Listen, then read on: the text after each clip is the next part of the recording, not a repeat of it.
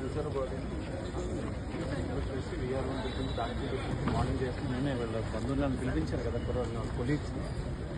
మాకు డౌట్ ఉంది సార్. చెప్పండి.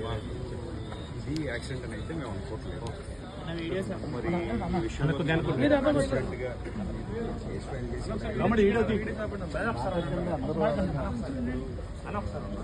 కేస్ ఫైలింగ్ దగ్గర నుంచి this is the demand from our Christian community. He is not a small man. అతను సామాన్యుడు అయితే కాదు.